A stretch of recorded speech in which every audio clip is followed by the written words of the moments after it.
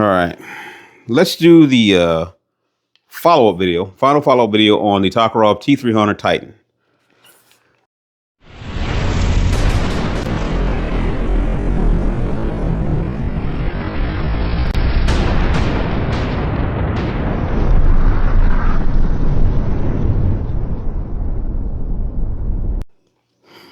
Hey, how's it going, everybody? It's your boy, Big Ball Holding Company. And if you've been watching the channel for the last couple of weeks, you've been seeing me do a lot of videos on this budget shotgun from a company called Tokarev, SDS Arms, Mac, all of those companies under that umbrella of import Turkish guns. You might have seen that I was having some issues with the gun. And the issues were that the gun was not feeding reliably. So because it wasn't feeding reliably, I definitely didn't consider this gun something that I would, trust my life with, for sure. But I didn't give up on it because a lot of guys, they always have this attitude where, you buy once, cry once, or you get what you pay for. And they totally give up on stuff. But you've seen me do it. I've done this a million times. I've disproven a lot of those quality versus cost arguments dozens of times.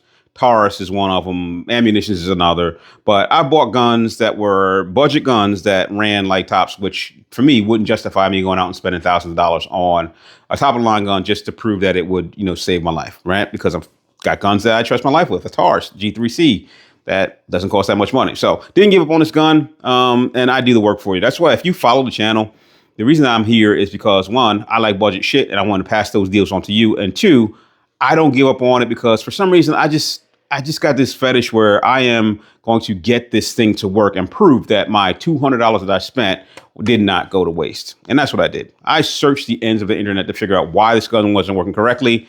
I had some collaboration or some inspiration from someone who I can't remember the name right now. I'll look that up and I'll post it somewhere in here probably.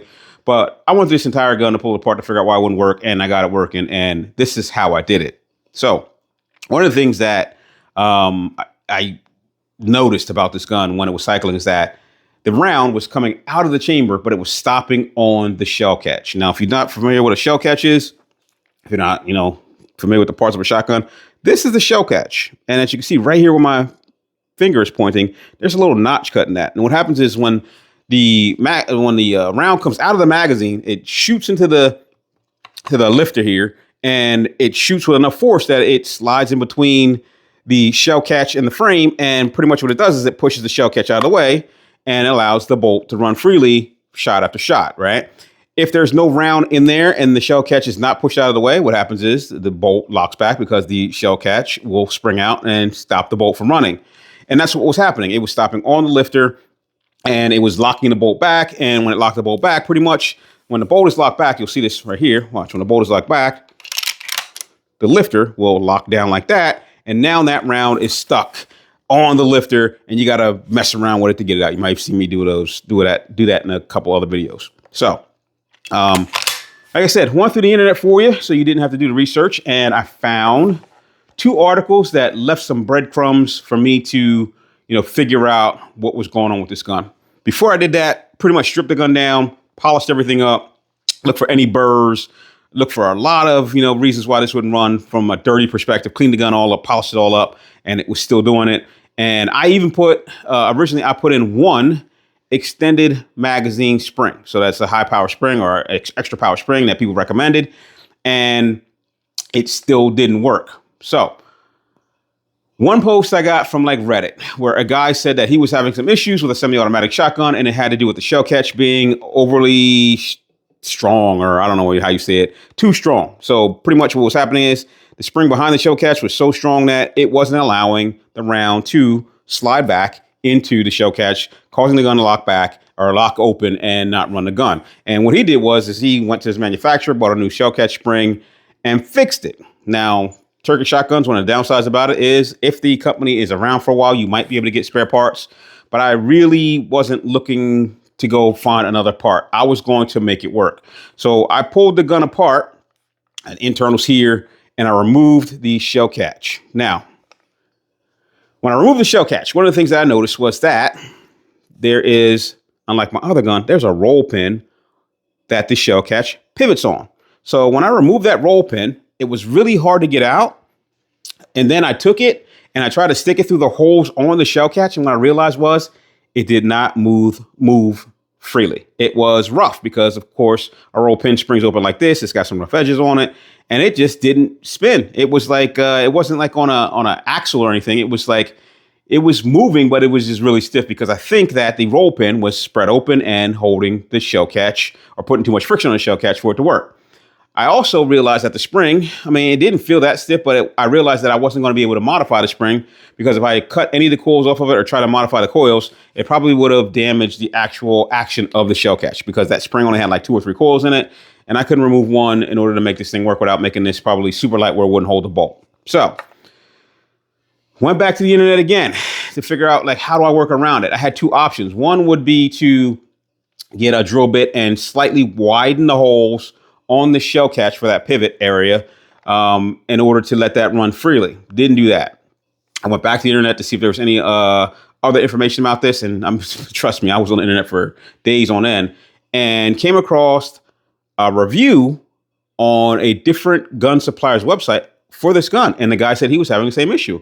Round was coming out of the magazine, getting stuck on the shell catch. And he put 2 springs in the magazine tube to get it to work. And that's what I ended up doing. I just happened to buy a pack of 3 Wolf extended power or extra power springs. And since they're kind of like wound identically, they come wound together. I removed one, put them in there, and it got the gun running like you saw it run. Now, I do still think that the problem with this gun is the fact that there is no pin with a threaded screw for this pivot point. I think that the roll pin is actually preventing this shell catch from moving freely. And that is probably the reason why the gun was getting jammed up, like not even like consistently. Like it wasn't like the first round. It wasn't like the last round. It was just when the thing didn't want to move, I guess, it stopped the round from going and it would jam the gun up. I think it has to do with that pin. A fix for that, like I said, maybe I'll go in there with a drill bit one day, loosen it up a little bit, or maybe even if I could find one small enough, find some kind of pivot pin that would go in there that would make that shell catch run smooth. But for now, the 2 springs that are in there are getting this, it gets this gun running like a sewing machine, like someone said.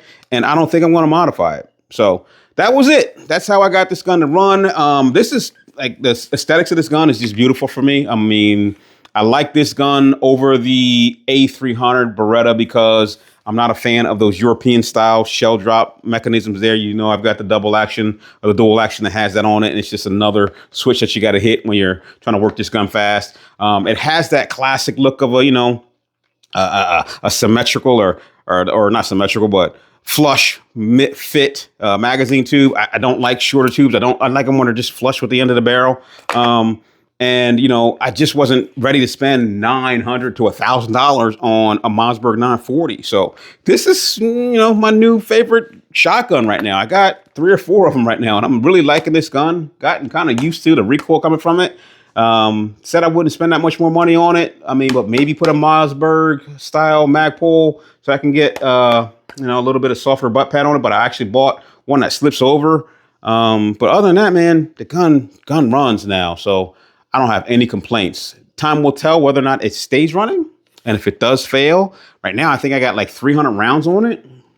Just for me trying to get this gun to work, I was running through boxes and boxes and boxes of shells and break it in. But, you know, if anything comes up where it just stops running for some reason, you know, I'm going to let you know, because at the end of the day, I'm not a gatekeeper. I don't want to hide anything from you. But if you got an extra couple $100, this gun runs, bro. This gun runs. So with that said, I'll talk to you later.